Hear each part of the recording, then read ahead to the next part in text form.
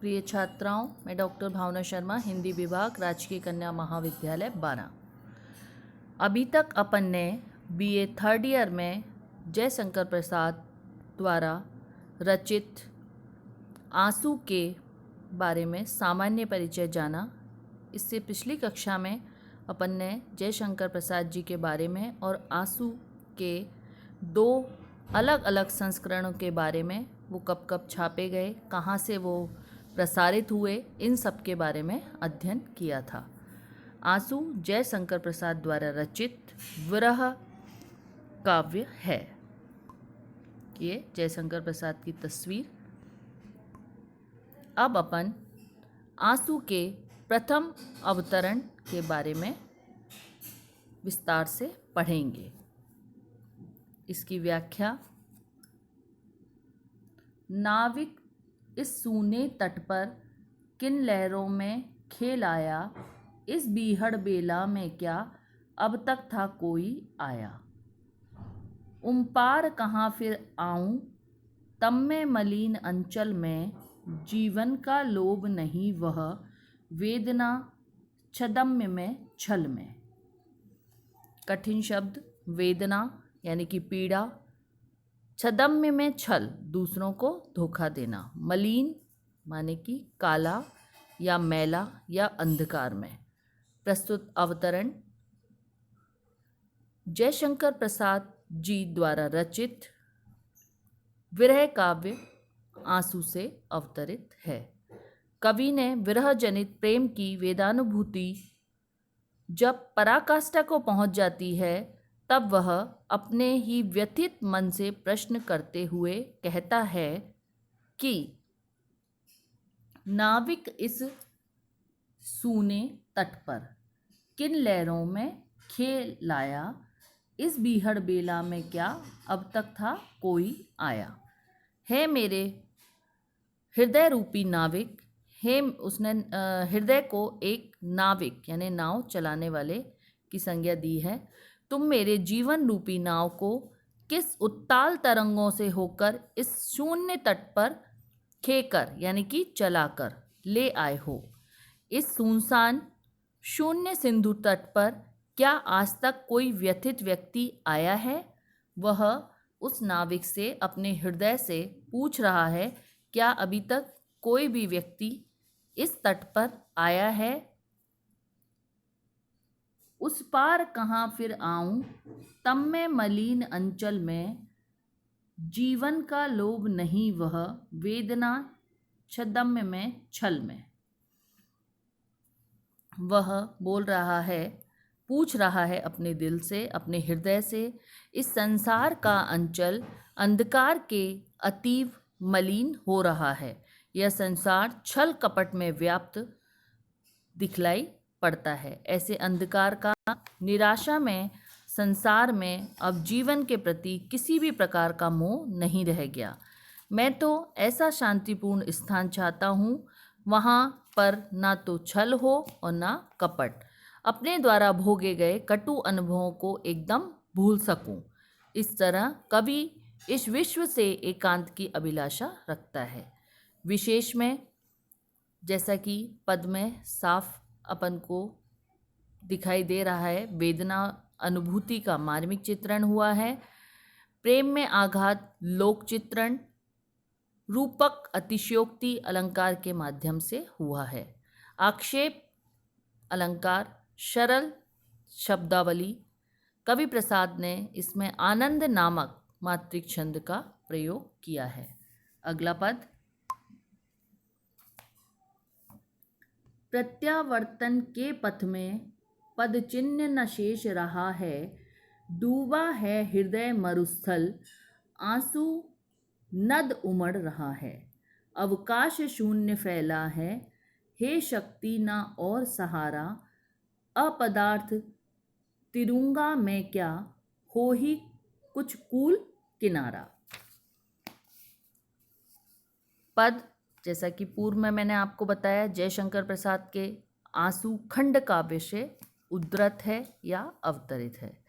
इसमें कवि प्रिय के प्रेम में निमग्न रहने से ही आनंद अनुभूति का उल्लेख कर रहे हैं। उनकी प्रेम जनित विरह वेदना पराकाष्ठा पर पहुंच गई है और वह उससे पीछे हटना भी नहीं चाहते।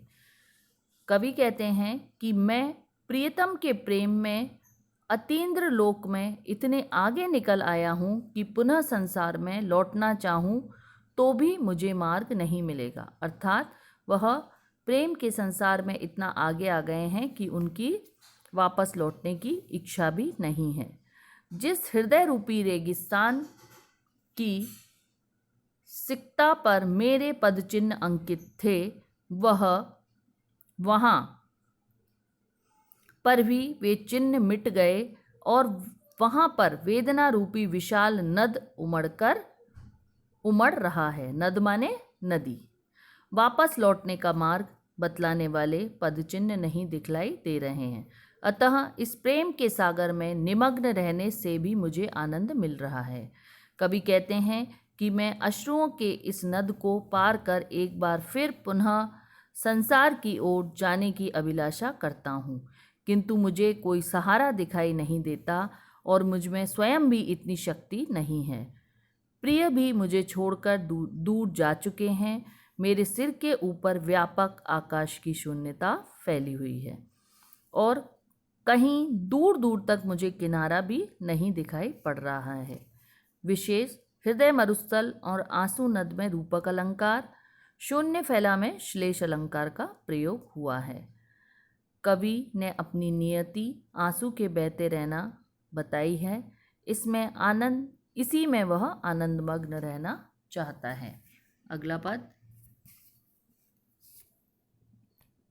तिरती थी तिमिर उधधि में, नाविक यह मेरी तरणी, मुखचंद किरण में खींच कर आती समीप हो धरणी।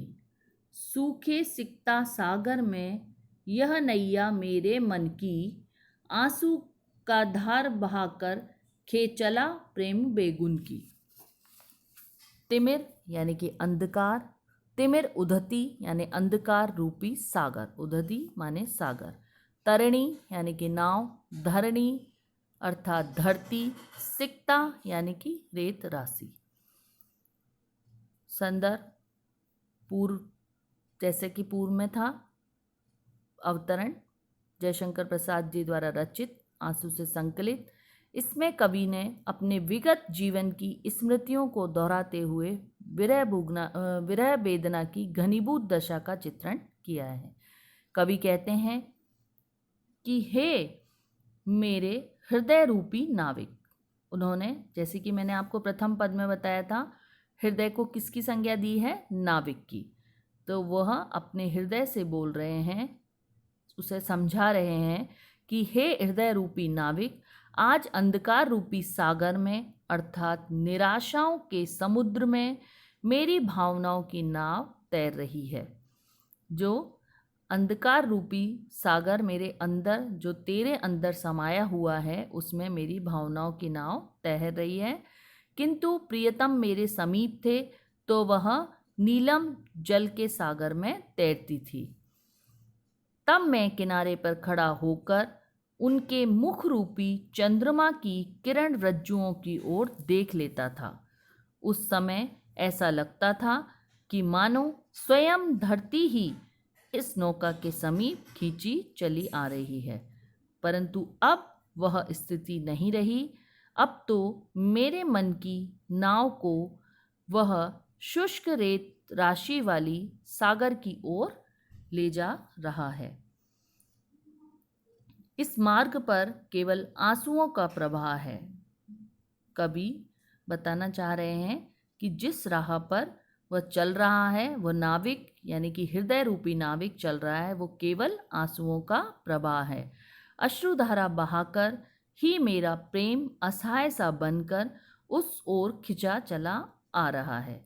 भाव यह है कि अब जीवन का वह मधुर अतीत नहीं रहा, अब तो प्रेम वेदना का ही सागर सब ओर लहरा रहा है। विशेष मुखचंद्र किरण इत्यादि में रूपक अलंकार और उत्प्रेक्षा अलंकार का प्रयोग हुआ है।